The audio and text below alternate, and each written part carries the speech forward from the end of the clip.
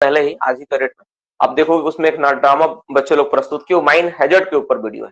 उसमें dust fire inundation क्या होता नहीं होता उसके बारे में बनाया गया है।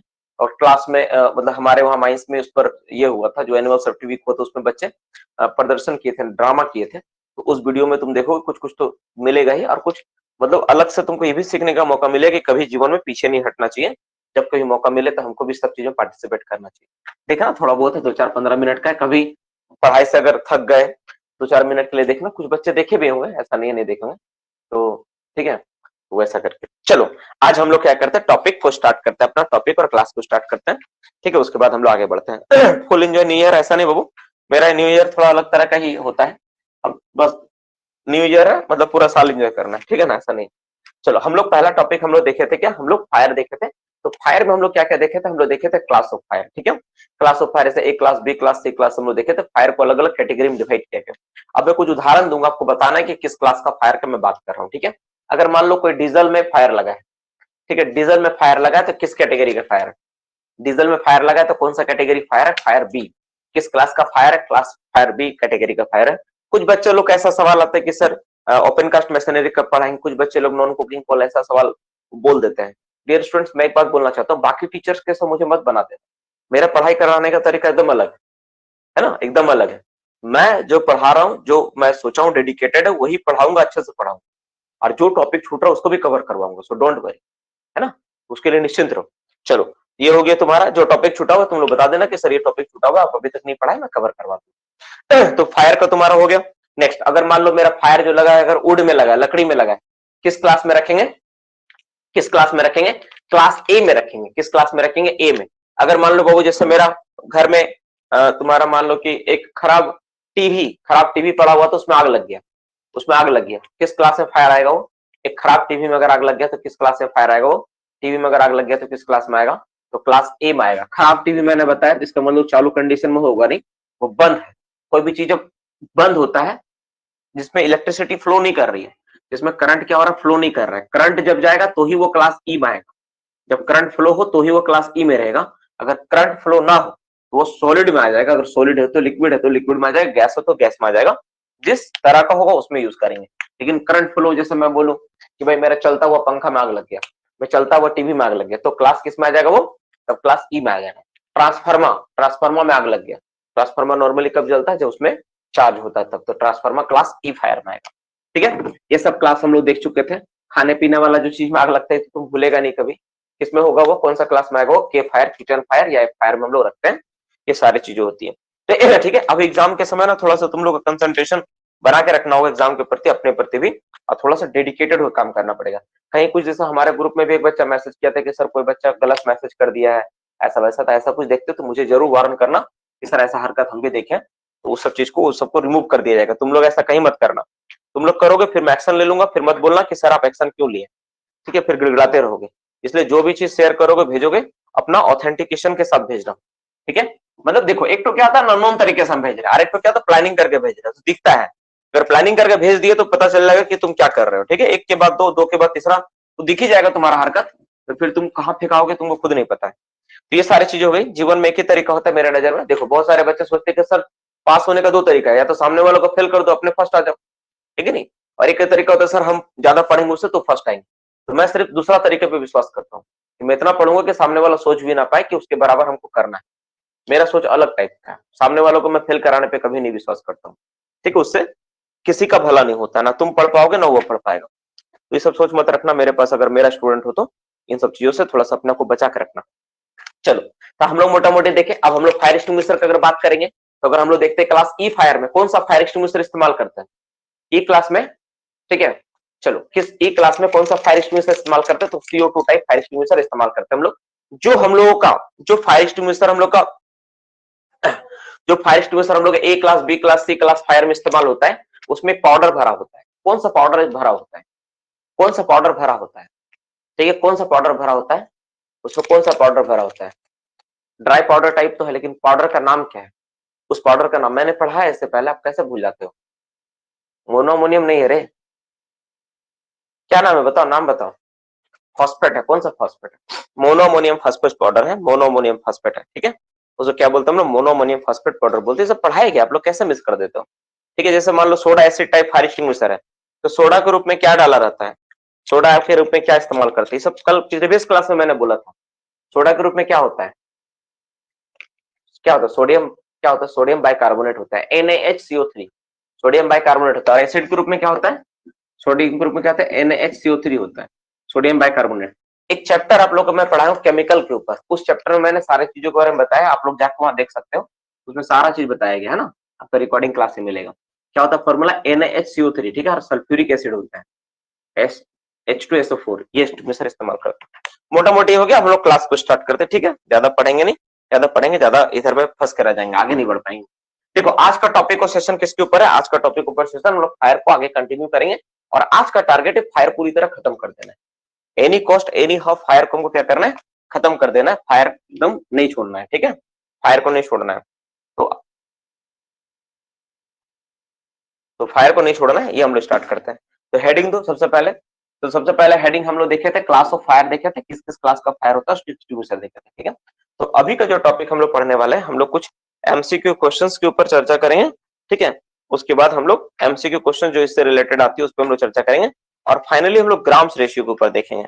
तो ग्राम्स रेशियो पहले कर सकते हो, करने का जरूरत तुमको लग रहा है लास्ट में ही, ठीक है, इसको लास्ट में ही करते हैं, ठीक है, थोड़ा देर में खत्म हो जाएगा ये। तो कुछ MCQ क्वेश्चन जो होता है, जो आपका CMR से डायरेक्ट क्वेश्चन आते हैं फायर का, उस पर हम लोग देखते हैं, ठीक है, उसको हम लोग खत्म क्वेश्चंस को करते हैं, ठीक है। पहला क्वेश्चन लिखो, ठीक है, MCQ क्वेश्चन से स्टार्ट करते हैं, लिखो, within how much time owner agent manager inform to RI, लिखो क्वेश्चन नंबर 1, ठीक है, within how much time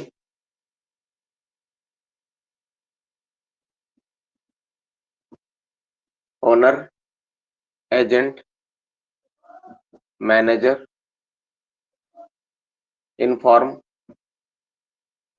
owner agent manager मैंने पूरा लिख दिया, सबसे छोटा ही लिखूंगा, ठीक है, OSLS इन्फॉर्म टू RI। कुछ सवाल इसमें से तुम लोग को पता होगा, ठीक है, क्योंकि ये ऐसा टॉपिक है जो हर एग्जाम में तुमको पढ़ने का मौका मिला होगा। जैसे आप गैस टेस्टिंग का परीक्षा देने गए होगे, आप कभी कोई एग्जाम देने गए होगे, तो उसमें आपको ये सब चीज पढ़ के जाते हो, ये कॉमन टॉपिक है इसलिए, और बहुत बार हम भी क्लास में रिवीजन भी करवाए, ठीक है।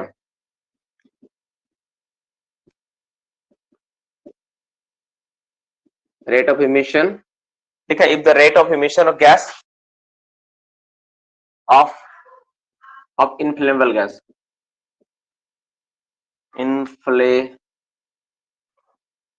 इनफ्लेमेबल गैस, इनफ्लेमेबल गैस मतलब क्या होता है, जैसे मीथेन हो गया, एसिटिलीन हो गया, ऐसा कोई भी गैस जो ज्वलनशील है, ठीक है, गैस इंक्रीज। सवाल क्या है, सवाल को पहले समझाता हूँ फिर आंसर बताऊंगा।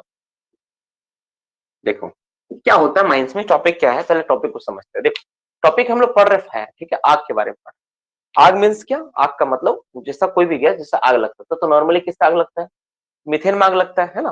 तो अंडरग्राउंड माइंस में बोला गया कि ऐसा कभी हुआ, मान लो कि क्या हुआ कि गैस इमिशन ज्यादा हो रहा है। जैसे मान लो क्या होता है, पहले समझा देता हूँ, जैसे मान लो क्या होता है, जब हम लोग माइंस खुलता है ना, तो उसमें उसका डिग्री ऑफ गैसीनेस डिसाइड हो जाता है, क्या होता है नहीं होता। उसमें गैस निकल रहा है, अचानक गैस निकलना बढ़ गया, गैस एमिशन बढ़ गया आपका माइंस में, जो कभी नहीं होता था। तो तुमको क्या करना होता है, फोर्थ विद तुरंत, हमारा within 24 hour, not forthwith, within 24 hour क्या होता है ना, ओनर एजेंट मैनेजर क्या करते हैं, इन्फॉर्म कर देता है, इन्फॉर्म कर देना होता है विद इन 24 आवर। देखो एक बात समझ लेना बाबू, खदान जैसा हम लोग सोचते हैं ना, कोल इंडिया कोल इंडिया कोल इंडिया, कोल इंडिया का नहीं। को बता सकते हैं एग्जैक्टली खदान किसका है, खदान जो होता है, जो तुम्हारा हम लोग कोयला निकालते हैं, खदान किसका खदान है, ठीक है, और उसमें कोल इंडिया क्या है, कोई बता सकता है, ऐसे सवाल अक्सर पूछते हैं, खदान किसका है।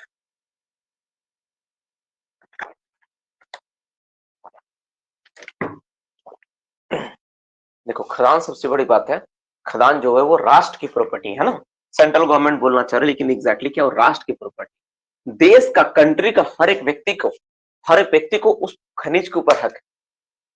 इस बात को समझना, वो जो राष्ट्र जमीन के नीचे जो भी कोयला पड़ा हुआ है, जो भी कुछ पड़ा है ना, पूरा राष्ट्र की संपत्ति है, मतलब हर एक व्यक्ति को उस पर हक है, तुम उसको नुकसान नहीं कर सकते। तुम बोलोगे सर तो फिर कोल इंडिया कैसे कर रहा है, कोल इंडिया को ये दिया गया राइट सरकारी कंपनी के रूप में कि आप वहां से कोयला निकालिए, समझ में क्या बोले, कोल इंडिया को ये हक दिया गया कि आप वहां से कोयला निकालिए और उसको इस्तेमाल करिए, बेचिए, इस्तेमाल करिए, जो भी है आप करिए उसको।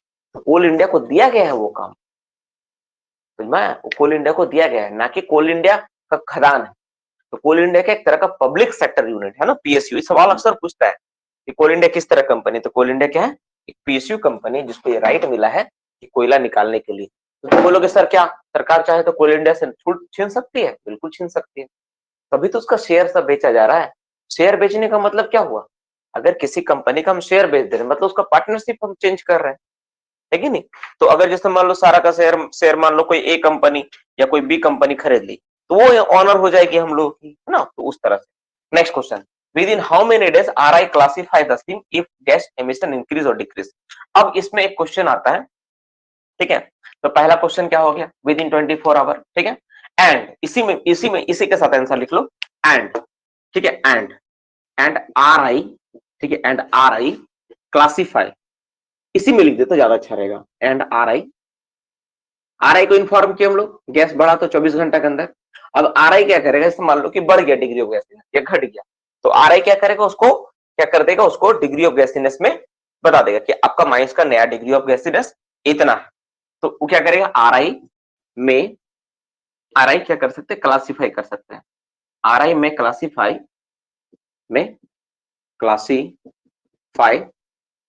द सीम, जो सीम आपका है ना, कोल सीम है, जो कोयला सीम से, देखो घटना क्या घट रहा है समझो। सबसे पहले हम लोग बोले क्या कि जो रेट ऑफ इमिशन हो रहा है गैस का, ठीक है ना, माइंस में जो रेट ऑफ इमिशन हो रहा है गैस का, ठीक है। मुझे 2 मिनट का टाइम दो, मैं कंसंट्रेट नहीं कर पा रहा हूं, मुझे 1 से 2 मिनट का टाइम दो, please give me 2 minutes break, only 2 minutes का मुझे ब्रेक दो, 2 मिनट का ब्रेक दो, ठीक है। मुझे लगा था ऐसा कुछ होने वाला, इसलिए मैं बोला कि 2 मिनट ब्रेक दो, मेरा मन नहीं मान रहा, ठीक है। ठीक है, चलो क्लास को कंटिन्यू करते हैं। तो हम लोग यहाँ पे क्या देख रहे थे, हम लोग क्या देखे, पहला क्वेश्चन सही था कि within how much time the owner agent manager inform to the RI rate of emission in flammable gas is increase. देखो क्या होता है, माइंस में ना एक certain rate of emission gas का हमेशा लगा हुआ रहता है, जैसे 0.1%, 0.2% इस तरह से चल रहा है, ठीक है, 0.3, 0.5। लेकिन अचानक किसी कारण से तुम एक दिन देखा कि रेट ऑफ इमिशन खदान में देखा तुम्हारा 0.8% चला गया, जो कि आज तक कभी नहीं हुआ। 0.1, 0.2 अचानक बढ़ते 0.1 हो गया, 1% हो गया, 2%, ऐसा करके अचानक तुम देख रहे हो, ऐसा डेटा मिल रहा है। तो तुमको क्या करना है, as a owner agent manager क्या करेंगे बोलो, वो तुरंत इन्फॉर्म करेंगे, किसको इन्फॉर्म करेंगे, within 24 hour to RI.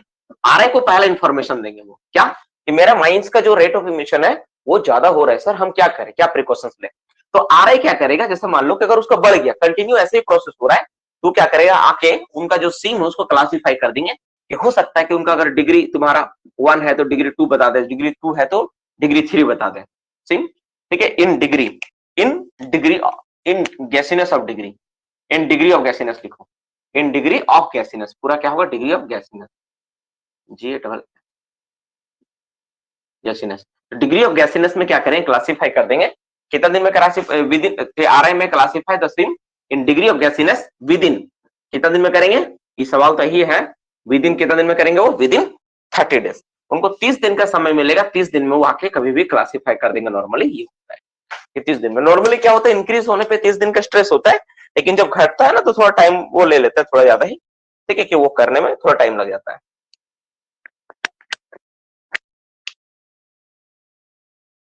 ठीक है, ठीक है। अब नेक्स्ट क्वेश्चन इसी से रिलेटेड, ठीक है। अब ये जो नेक्स्ट क्वेश्चन क्या है कि डिग्री ऑफ गैसीनेस मेरा, हमको पता चला कि ओनर एंजन मैनेजर क्या किया, पहले इन्फॉर्म किए आरआई को कि भाई आपका जो डिग्री ऑफ गैसीनेस है मेरा बढ़ गया, मेरा इमिशन ज्यादा हो रहा है। तो आरआई क्या किया, उसको आके आरआई को 24 घंटा पहले इन्फॉर्म किए, फिर आरआई क्या किया, उसको क्लासीफाई किया, ठीक है, क्लासीफाई किया। आप सपोज करो क्लासीफाई क्या हो सकता है, क्लासीफाई हो सकता है तुम्हारा, ऐसा मान लो पहले डिग्री 1 था, डिग्री 1 था तो तुम्हारा क्या होगा, डिग्री 1 से हो सकता है डिग्री 2 हो सकता है, अगर डिग्री 2 था तो हो सकता है डिग्री 3 हो जाए। तो डिग्री 2 और डिग्री 3 तुमको बता दिया तुरंत, हाँ भाई डिग्री 2 हो गया, 3 हो गया, तो उस समय क्या होगा, उस समय ऐसा थोड़ी ना बोल दिया तो सर्टिफिकेट मिल गया तो तुम, ये सर्टिफिकेट थोड़ी ना कि पूरा खुश होने वाला बात है, ये तो तुम्हारे माइंस के लिए तो बहुत खतरा है, तुमको तो प्रिकॉशंस ज्यादा लेना पड़ेगा, मतलब जो पहले तुम प्रिकॉशंस ले रहे तब ज्यादा लेना पड़ेगा, ठीक है ना। डिग्री 1 में कुछ प्रिकॉशंस नहीं लेना होता है, डिग्री 2 में ज्यादा प्रिकॉशन, डिग्री 3 में और ज्यादा प्रिकॉशंस लेना होता है।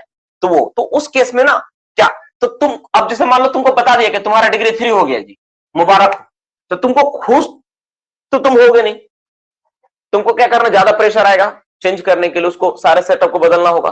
तो तुमको अब कल ही बोला और तुम आज से तो कर नहीं पाओगे ना कि भाई आप हमको बोल करके उसके लिए टाइम देना पड़ेगा, है ना, रिलैक्सेशन चाहिए तुमको। माइंस में कोई भी चीज सेटअप को बदलना इतना आसान नहीं होता है, तो उसमें क्या होता है कि रिलैक्सेशन भी दिया है, तो वही रिलैक्सेशन के ऊपर सवाल है।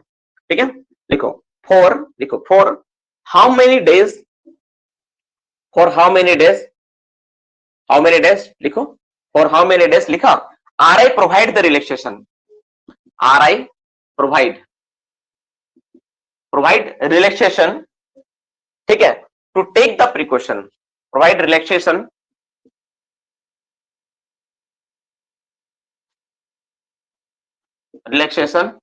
To take precaution, to take precaution,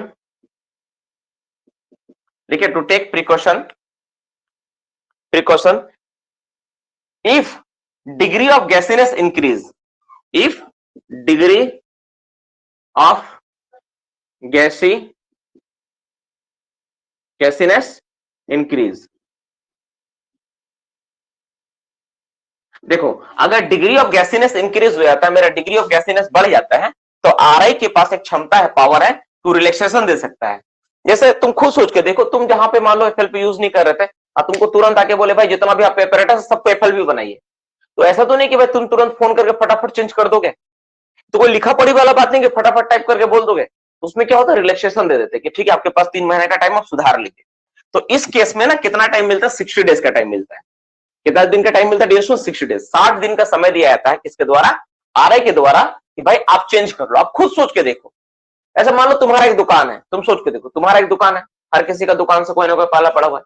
अब तुमको आके कोई बोले कि भाई जो तुम्हारा घर में दुकान में वायरिंग की हो ना, ये वायरिंग सही नहीं, इसको आपको इंडियन इलेक्ट्रिसिटी रेगुलेशंस के अनुसार वायरिंग करवाना है।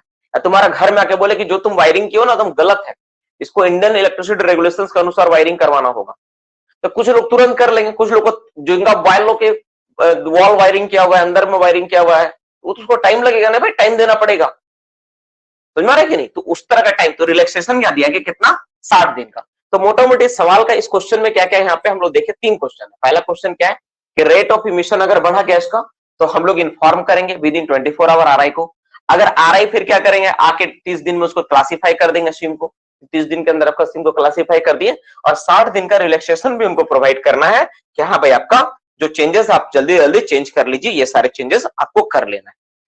ठीक है, ये सारा चीज हो गया। ठीक है, चलो अब नेक्स्ट क्वेश्चन पे बात करते हैं। ठीक है, नेक्स्ट क्वेश्चन में बात करते हैं कि who classify the degree of gassiness. ठीक है, कौन क्लासिफाई करता है डिग्री ऑफ गैसीनेस के बारे में, कौन तय करता है कि कौन सा डिग्री का गैस होगा। ठीक है, who classify the degree of gassiness, option लिखो, हु क्लासिफाई। ठीक है, ऐसे लिखो ज्यादा अच्छा रहेगा, लिखो ये क्वेश्चन को लिखो इस तरह लिखो, हु क्लासिफाई,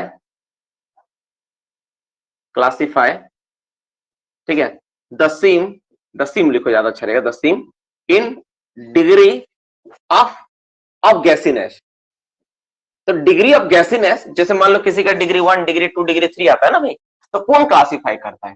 तो सबसे पहले जो होता है इसमें लिखो 1 नंबर, इनिशियली पावर होता है सीआई के पास, स्टार्टिंग में इनिशियली जो होता है ना, इनिशियली सबसे पहले कौन करता है, सीआई। नेक्स्ट जितना इसके बाद एक बार सीआई करके दे दिया, उसके बाद जितना भी होगा सब आरआई करेंगे, चेंजेस जितना भी होगा, जितना बार चेंज हुआ, डिग्री 2 हुआ, डिग्री 3 हुआ, सबका सब आरआई होगा। लेकिन स्टार्टिंग वाला जो होता है सबका सब सीआई के द्वारा होता है, उसके बाद सारा का सारा आरआई का द्वारा होगा। ठीक है, सीआई पहले करेंगे, उसके बाद सारा का सारा आरआई द्वारा होगा। ठीक है ना, ये सारा चीजें हुआ है। ठीक है, ये सारा का सारा आरआई के द्वारा होगा। नेक्स्ट क्वेश्चन पे बात करते हैं हम लोग। ठीक है, चलो क्वेश्चन नंबर 4। ठीक है, क्वेश्चन नंबर 4 क्या है, ये तो हम लोग देख लें कि भाई डिग्री ऑफ गैसीनेस के ऊपर हम लोग ये सारी चीजें दी हुई है। अब क्वेश्चन एक और आता है कि हम लोग ना एक कैलकुलेट करते हैं, माइंड्स में ना एक डेटा मेंटेन करना जाता है, जो हम लोग करते हैं। हम लोग उस डेटा में क्या है, हम लोग रेट ऑफ इमिशन हम लोग निकालते हैं। ठीक है, पर टन कोल प्रोडक्शन के ऊपर। ठीक है, तो क्वेश्चन क्या है, बोल रहा है एट व्हाट इंटरवल। ठीक है, एट व्हाट इंटरवल, एक ये सवाल डायरेक्ट सवाल एग्जाम से आता है, eight what interval rate of, लिखो रेट ऑफ, लिखे रेट ऑफ, ठीक है, rate of inflammable gas, rate of emission of inflammable gas लिखो, emission of inflammable gas.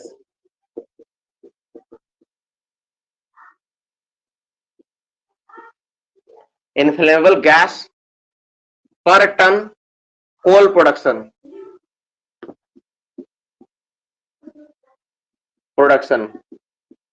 calculated. ठीक है, तो रेट ऑफ इमिशन जो होता है पर टन कोल प्रोडक्शन के हिसाब से कितना अंतराल पे हम लोग कैलकुलेट करते हैं, तो 30 डेज में इसका होता है 30 डेज। ये हम लोग रिकॉर्ड भी हम लोग करते हैं वंस इन 30 डेज। ये कैसे होता है मैं थोड़ा समझा देता हूँ। वंस इन 30 डेज देखो क्या होता है ना, हम लोग इसको कैसे करते हैं, हम लोग कुछ पर्टिकुलर पॉइंट्स होता है, जैसे आपका हो गया मेन रिटर्न, ठीक है, मेन रिटर्न हो गया यहां से, ठीक है, नियर गोफेज, गोफेज के पास से, ठीक है, गोफेज के पास से, ठीक है, डिस्ट्रिक्ट रिटर्न, डिस्ट्रिक्ट रिटर्न से, डिस्ट्रिक्ट, ये सब जगह से हम लोग क्या करते हैं ना, वहां पर हम लोग करते हैं कि इंस्ट्रूमेंट से मेजरमेंट लेते हैं कि मीथेन कितना मिल रहा है, ठीक है। तो जो परसेंटेज ऑफ मीथेन आता है, जो एयर फ्लो होता है, दोनों को मल्टीप्लाई करके हम लोग क्या करते हैं, हम लोग पता कर रहे थे किस रेट में फ्लो हो रहा है, और अगर जितना तुम्हारा परसेंटेज ऑफ मीथेन मिला उसे टोटल कैलकुलेट कर रहे थे कि कितना मेरा मीथेन प्रोडक्शन हुआ है। तुम इमेजिन करो, ऐसे मान लो तुम्हारा निकला, सपोज मान लो 1% ही निकला, तो 1% मतलब कितना में, कितना हवा में निकला 1%, कितना मीटर क्यूब में निकला, तो टोटल में कितना होगा, इस हिसाब से हम लोग कैलकुलेट करते हैं। तो एक रेट ऑफ इमिशन हम लोग पता करते हैं और टोटल पर टन कोल प्रोडक्शन उस दिन का जितना कोल प्रोडक्शन हो उससे डिवाइड कर देते हैं। तो इससे क्या पता चलता है मेरा कि पर टन के हिसाब से मेरा रेट ऑफ इमिशन कितना हो रहा कोल का, ये हम लोग कैलकुलेट कर लेते हैं, ये होता है, ठीक है। इस तरह से हम लोग इसको निकाल के रखते हैं, और ये कितना दिन में डेटा जांच होता है, हम लोग वंस इन 30 डेज करके इसको हम लोग जांच करके रिकॉर्ड करके रखते हैं, ये जांच करना ये होता है। चलो ये मोटा मोटी डेटा हो गया हम लोग, ये हम लोग देखें कि क्या क्या देखें हम लोग, ये 4-5 सवाल जो हो गया, पहले ये एक तरह का सवाल था, इसको फटाफट लिख लो, फिर हम लोग नेक्स्ट क्वेश्चन पे बात करेंगे जो अलग तरह का सवाल है।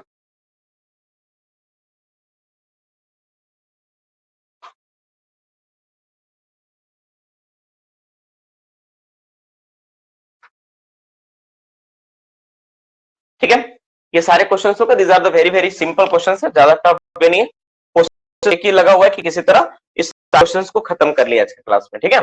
देखो, from how many distance of the mine entrance, ठीक है, कार्बोनेसियस और inflammable material shall not be store, ठीक है, ये हम लोग पढ़ चुके हैं, ऐसा भी हम लोग क्लास में भी रिवीजन हुआ है। लिखो, फ्रॉम हाउ मच डिस्टेंस, ये हम लोग बहुत बार रिवीजन भी किए हैं, है ना। हाउ मच डिस्टेंस आप सबको याद होगा, distance from mine entrance, from mine entrance, mine entrance, ठीक है, मतलब माइंस एंट्रेंस से कितना दूर तक, ठीक है, from how much distance from mine entrance, mines entrance से कितना दूर तक, ठीक है, कार्बोनेसियस और अदर इनफ्लेमेबल मटेरियल, लिखो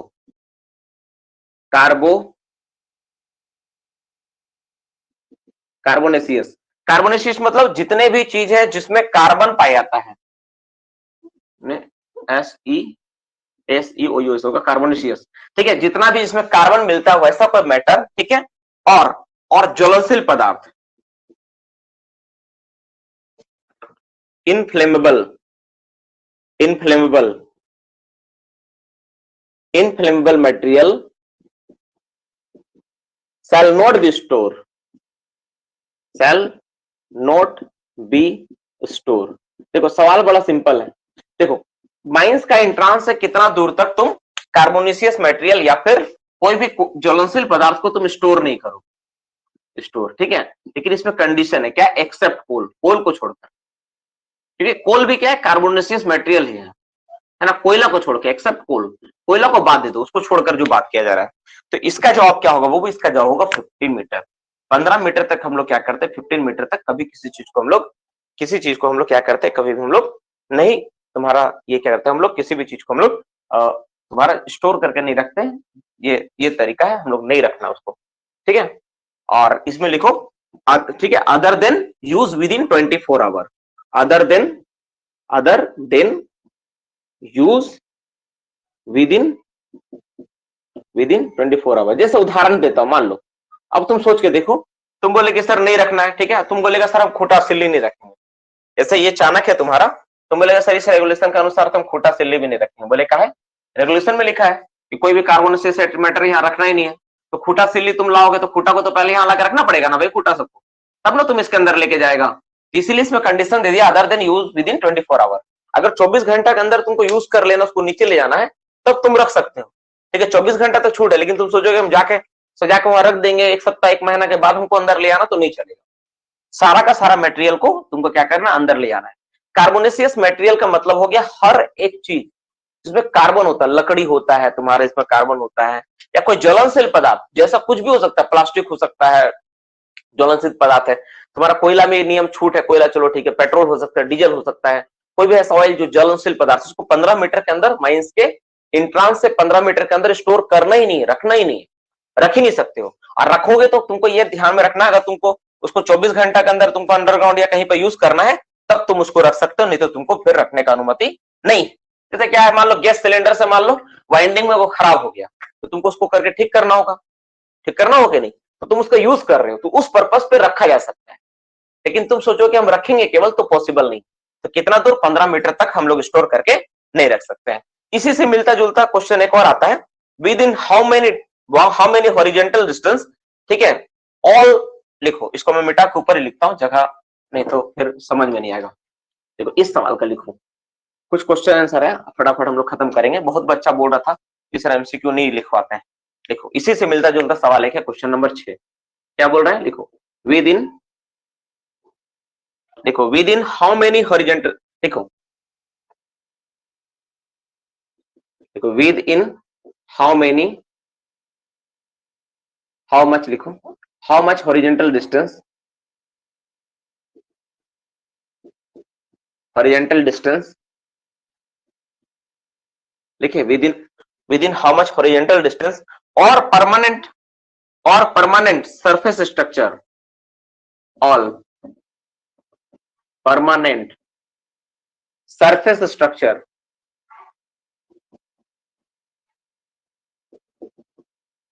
all permanent surface structure and support, all permanent surface structure and support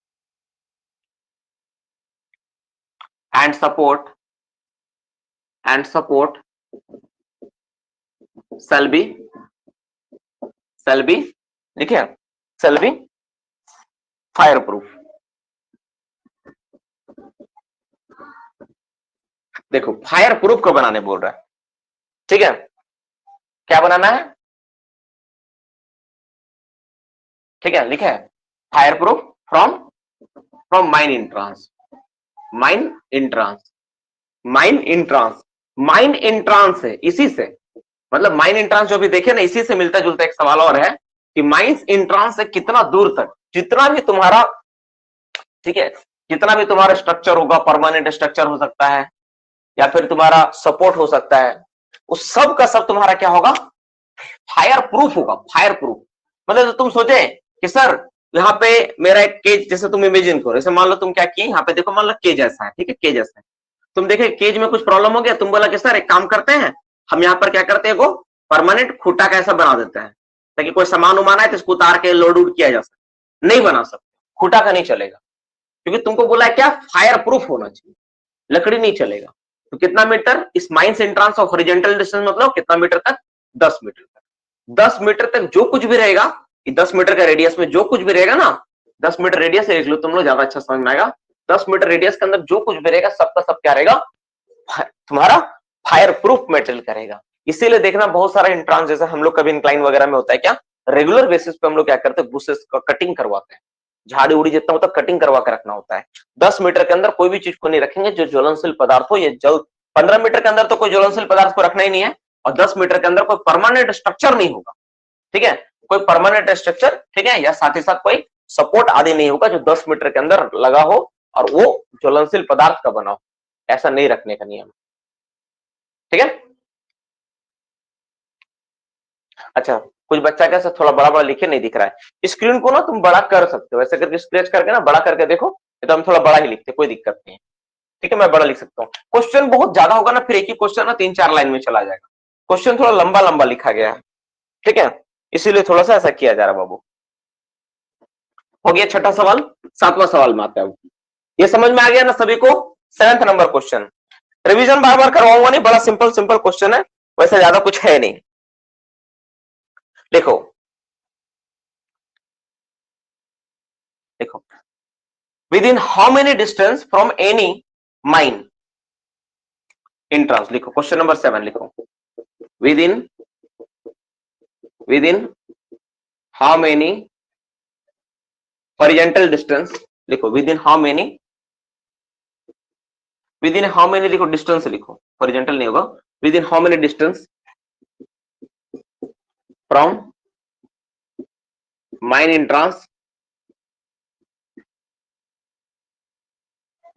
entrance लिखे, within how many distance of mine entrance, लिख लिए। No person allow mine entrance, मैंने इसमें दोनों कर लो बाबू, ये ओपन कास्ट भी है, ओसीपी भी और अंडरग्राउंड भी है। ये बहुत बार बच्चा ओपन कास्ट में छोड़ देता है, तो ओपन कास्ट के लिए सेम नियम है, ठीक है। Mine entrance, no person allow to light fire, कोई व्यक्ति, no person allow to light fire. जैसे बहुत बार क्या होता है, हम लोग देखे हैं ओपन कास्ट में अक्सर देखने को मिलता है, आपको ठंडा लग रहा है, थोड़ा सा कोयला का पोड़ा लगा, थोड़ा कोयला वो लोग जला लेते हैं गर्मी के लिए, नहीं करना है। माइंस इंट्रांस से इतना दूरी तक किसी तरह का कोई आग आप नहीं लगा, कितना दूरी तक, within 15 metre, within 15 metre, 15 metre दूरी तक ना किसी तरह का कोई आग आप नहीं जला सकते, जलाने का अनुमति ही नहीं। बहुत बार क्या होता है कि माइंस का तुम देखते हो कि हम लोग खुद अपना आग का देखा हुआ है कि एक डाउन का सेफ्ट में हम लोग क्या कहते हैं ना, डाउन का सेफ्ट, हाँ डाउन का सेफ्ट में ना एक आदमी क्या कहता है, जो ट्रांसफार्मर होता है, देखियो आप अंडरग्राउंड माइंस में जो ट्रांसफार्मर यूज होता है, स्टेप डाउन ट्रांसफार्मर होता है जिसको टीएसयू बोलते हैं, उसमें मॉइस्चर लग गया तो गर्म करने के लिए ऊपर में कोयला जला दिया, वो जलाया नहीं, कोयला जला हुआ तो उसको लाके रख दिया वहां पे, उससे इतना धुआं हुआ ना कि सारा का सारा धुआं माइंस के अंदर जाने लगा था। फिर आनंद फानंद में उसको बुझाया गया, और जब बुझाया तो उससे भी जो तुम्हारा क्या बोलते हैं, जो तुम्हारा वेपर बना वो भी माइंस के अंदर चला गया। तो क्या टेम्पररी था, थोड़ा देरी में सब खत्म हो गया, लेकिन वैसा आग कहीं नहीं लगाना है, 15 मीटर के अंदर तो नहीं लगाना है, ठीक है ना। ये तो सारा का सारा तुम देखोगे तुम्हारा क्या हो रहा है, वो तुम्हारा वायलेशन में चला जाएगा। ये हो गया। नेक्स्ट क्वेश्चन पे बात करेंगे हम लोग, ठीक है। Eight what interval every surface precaution against fire shell be examined bye competent person, लिखो एट व्हाट इंटरवल, कौन जवाब देगा इसका, क्या होगा, ठीक है। इंटरवल, कितने अंतराल पर, एट व्हाट इंटरवल, ठीक है, लिखिए एट व्हाट इंटरवल एवरी, देखो every surface precaution against fire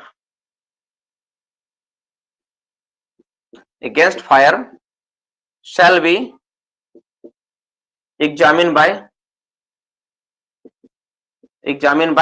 competent person, मैं सीपी लिख देता हूं, ठीक है, competent person को मैं शॉर्ट में सीपी लिख देता हूं।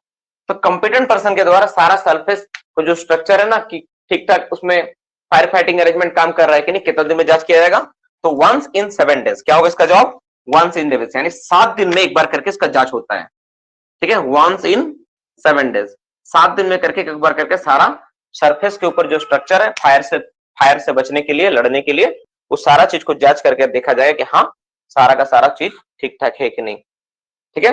नेक्स्ट क्वेश्चन, ये लिख लिए। अब इसी में ना एक दो सवाल और है, मैं इसी में इंक्लूड कर दूंगा, ज्यादा सब जगह लेने से तुम्हारा और मेरा दोनों नुकसान है, इसी में लिख लो, ठीक है। क्योंकि ये सरफेस प्रिकॉशन से रिलेटेड है, तो इसी में एक सवाल और आता है, उसको मैं इसी में ऐड कर देता हूं। क्या लिखा हुआ है, क्वेश्चन क्या बोल रहा है, all unused working and walkable entrance, इसी में लिखो ऑल अनयूज्ड वर्किंग। ये क्वेश्चन, अच्छा इसको अलग ही कर देते हैं, नहीं तो फिर तुम लोग कंफ्यूज जाओगे कि सर सरफेस प्रिकॉशन में ये अलग कहां से आ गया। अच्छा इसके साथ एक सवाल और लिखो, इसी के साथ रखो, ज्यादा अच्छा रहेगा वो वाला भी। पूरा का पूरा सीएमआर का डेटा है बाबू, सारा का सारा कोल माइंस रेगुलेशन आपको बताया जा रहा है।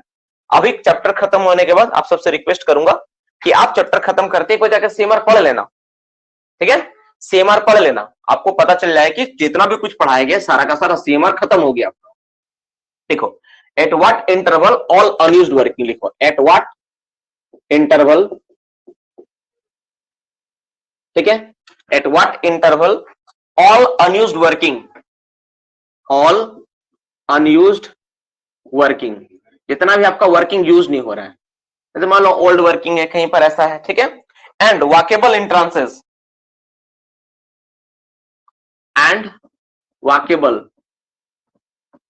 वॉकेबल इंट्रांसेस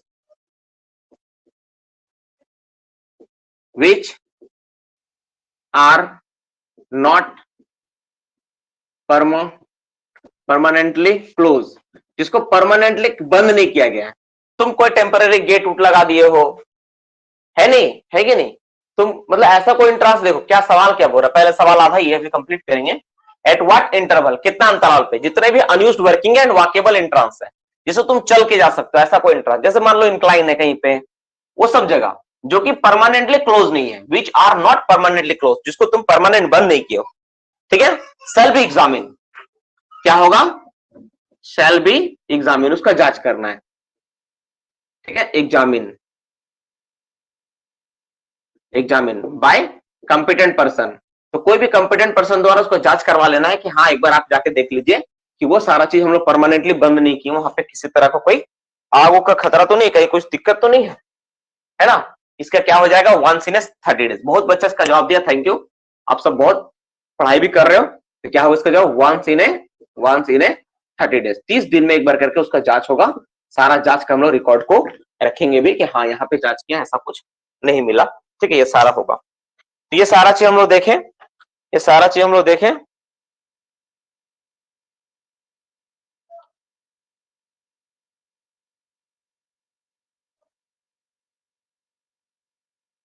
देखो, at what interval fire fighting arrangement shall be examine.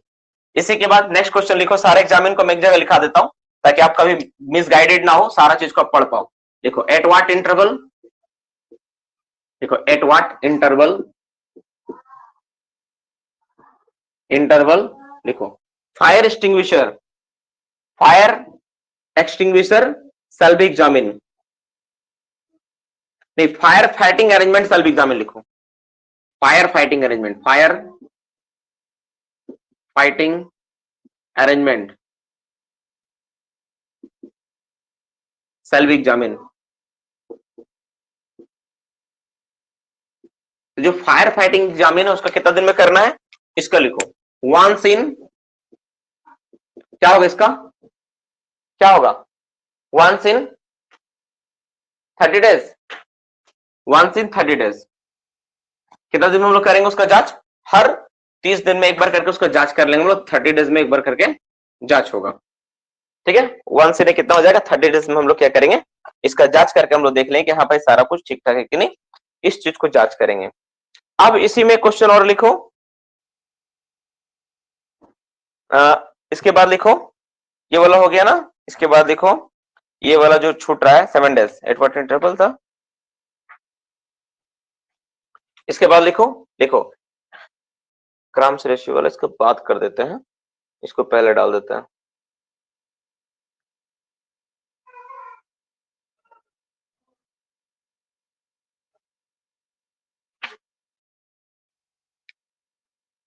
अच्छा, जो एक आता है ना इलिकेट, मतलब जो एक तो तुम्हारा जो मादक पदार्थ वगैरह जो दिया गया है, वो कितना दिन में है, वो कौन सा, मैं तुम बता सकते हो इसमें से कौन सा पॉइंट में आएगा वो, जैसे कोई इलिकेट वगैरह जो है ना, उसका कौन सा पॉइंट में, 9 नंबर सवाल में आएगा ना 10 नंबर में आएगा, किस में आएगा वो, हाँ, जो इलिकेट के बारे में बोला गया ना, इलीगल तौर पे जो इलिकेट वगैरह बनाया जा रहा है ना, इलिकेट जिसमें वर्ड यूज किया गया उसमें, वो तुम्हारा किस में आएगा, वो 30 दिन में आएगा, है ना। एक इलिकेट, जैसे एक सवाल इसी में ऐड कर लो, जैसे कोई तुम्हारा शराब वगैरह बनाए के इस तरह कोई हरकत नहीं कर रहा है, तो उसका भी जांच इसी में आएगा वो, है ना, इलिकेट फायर, क्या बोलते उसमें वर्ड क्या इस्तेमाल किया गया, इसमें नहीं लिखा हुआ है, मुझे देख के मैं हैरत कर रहा हूँ कि इसमें लिखा हुआ कैसा मिस हो गया इसमें, ठीक है, हाँ, कोई किसी तरह का कोई, उसमें सिर्फ इलिकेट ही लिखा है ना, और कुछ भी लिखा हुआ है, इलिकेट, ठीक है, इलिकेट लीकर, इलिकेट लीकर मतलब कोई दारू वगैरह ना बना रहा, इसका भी जांच उसी में हो जाएगा, ठीक है ना, कोई जैसे शराब वगैरह ना बना रहा, इस सब चीज का जांच भी हम उसी में कर लेंगे कि हाँ ये सारा उसी 30 डेज में ही वो सारा चीज दिया हुआ है, ठीक है, ये हो गया। अब इसके साथ लिखो 11 नंबर क्वेश्चन, बोल रहा है ग्राम्स रेशियो का जांच, एग्जामिन ऑफ ग्राम्स रेशियो, थोड़ा स्पीड में लिखता हूं, ठीक है ना, लिखो, अच्छा लिखिए लो, क्या करोगे, एट व्हाट इंटरवल, ठीक है, grams ratio shall be calculated, grams ratio GRA, देखो अभी ग्राम्स रेशियो लिखो, हम लोग इस पर डिटेल्स में चर्चा करेंगे, ठीक है, grams ratio shall be examined। Grams ratio मतलब क्या होता है, CO form by O2 consume होता है। अब इस पर हम लोग चर्चा करेंगे। इसको फिलहाल सिर्फ तुम ऐसे लिख के रखो इसका आंसर, क्योंकि सारा एग्जाम में लिख रहे हो ना, तो एक साथ आप करेगा 30 डेज। इसको 30 डेज में जांच करते हैं।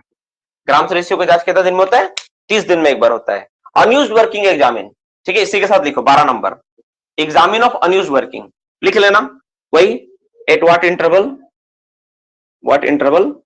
Unused working. अनयूज्ड वर्किंग हम लोग किसको बोल रहे हैं, जो माइंस का अनयूज्ड वर्किंग होता है, जो डिसयूज्ड वर्किंग में आता है। देखो एट व्हाट इंटरवल, ठीक है, अनयूज्ड और डिसयूज्ड वर्किंग दोनों। अनयूज्ड वर्किंग ब्रैकेट में डिसयूज्ड लिख लो तुम लोग, डिसयूज्ड भी कर लो।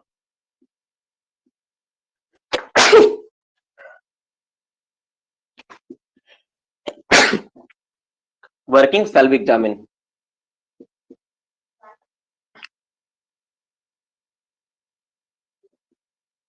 इसका क्या हो जाएगा 7 डेज।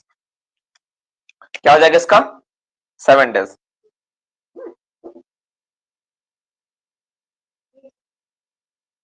सात दिन में एक बार करके हम लोग इसका जांच करेंगे। 7 दिन में करके अनयूज्ड वर्किंग डिसयूज्ड वर्किंग का भी जांच होता है। ये सारे पॉइंट्स दिए हुए हैं जो कि आपका किसी भी एग्जाम्स के लिए इंपॉर्टेंट है। इसको पहले देख लो, फिर हम लोग और कुछ पॉइंट है जिसको हम लोग चर्चा करेंगे, अभी देखेंगे। जितने भी पॉइंट्स हम लोग आज खत्म करने का प्रयास करेंगे। चलो, तो 7 डेज 30 डेज का जो भी फिगर था हम लोग मोटा मोटी देखेंगे सारा का सारा। अब इसके बाद कुछ और डेटा है, उस डेटा को हम लोग कंटिन्यू कर लेते हैं। 7 डेज हो गया। चलो देखो, परमिशन ऑफ वेल्डिंग, ये सिंपल क्वेश्चन था। देखो पहला वाला क्या था, मैं एक बार समझा देता हूँ, फिर भी कुछ बच्चे लोग को शायद नहीं समझ में आएगा। देखो सवाल क्या है, पहला बोल रहा है eight what interval all unused working and workable entrance. Entrance मतलब माइंस का ओपनिंग, ठीक है। जो माइंस का ओपनिंग होता है उसको इंट्रांस बोला जाता है, चाहे साफ हो सकता है, इंक्लाइन हो सकता है। आर नॉट परमानेंटली क्लोज, जिसको तुम परमानेंट क्लोज नहीं किए हो। अब सवाल एक मन में आता है ना कि सर परमानेंटली क्लोज का मतलब क्या होता है। परमानेंट क्लोज का मतलब होता है तुम्हारा ये चाणक है ना बाबू, इसको तुम पूरी तरह ढलाई कर दोगे, या फिर तुम्हारा इंक्लाइन जैसा है ना, एकदम पूरा एकदम सील कर दोगे दीवार बना के ऐसा करके, इसको बोलते हैं परमानेंट क्लोज।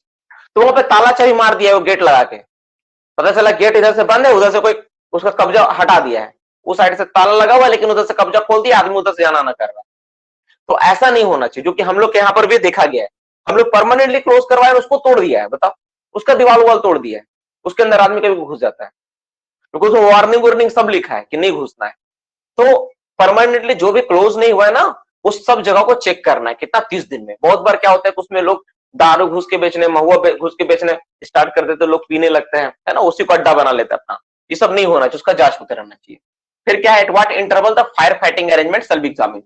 तो 30 दिन में जितना भी फायर फाइटिंग अरेंजमेंट में, जैसे मान लो कि कहीं फायर एक्सटिंग्विशर का एक्सपायर तो नहीं हो रहा है, फायर एक्सटिंग्विशर ठीक से काम कर रहा है कि नहीं, कैसे एग्जामिन करोगे मैं समझा देता हूँ। जैसे मान लो फायर एक्सटिंग्विशर है, नॉर्मली एबीसी टाइप, CO2 वाला नहीं, उसको लेके थोड़ा हिला देना अच्छे से, अच्छा से थोड़ा हिला देना है। इससे क्या होता है, उसको जो पाउडर होता है ना, केकिंग नहीं होता, पाउडर खुला हुआ अवस्था में रहता है, और जब तुम उसको यूज करोगे तो ठीक ठाक काम करेगा। फिर उसमें चेक कर लेना है कि उसमें नॉब्स वगैरह लगाए कि नहीं, कहीं उसको इस्तेमाल तो नहीं कर लिया ना, कहीं उसको नॉब्स तो ठोक तो नहीं दिया ना, ये सब चीज का भी जांच कर लेना है। तो ये सारा जांच हो गया। बालू ठीक से रखा है कि नहीं, ये सारा जांच का रिकॉर्ड रखना चाहिए। फिर क्या बोला, eight what interval the grams ratio shell be examined. तो ग्राम्स रेशियो क्या होता है, हम लोग जानते हैं CO form by O2 consume का रेशियो को ग्राम्स रेशियो बोलते हैं। थोड़ा देर लास्ट में हम लोग इस पे डिटेल्स चर्चा करेंगे, तो इस पे हम लोग यहाँ नहीं लिखे क्योंकि MCQ क्वेश्चन है। हम लोग थ्योरी वाला में एक छोटा सा पार्ट में ग्राम्स रेशियो क्या होता है और कितना पे क्या इंडिकेट करता है, हम लोग क्लास के एंड में इसको करने वाले, तो यहाँ पे हम लोग नहीं समय दिए अपना, इसलिए सिर्फ आंसर लिख के छोड़ दिए। फिर बोला eight what interval the unused working shall be examined. तो अनयूज्ड वर्किंग को 7 दिन में जांच होता है। तो जो भी डेटा है आपके सामने है, जो आपको फायर से डायरेक्ट क्वेश्चन पूछता है, सारा चीज आपके सामने में लिख दिया इसलिए ताकि आपको कंफ्यूज मत हो जाना, है ना। सारा चीज डेटा एक जैसा डेटा एक जगह रहेगा, तब कभी कंफ्यूज नहीं हो जाओगे।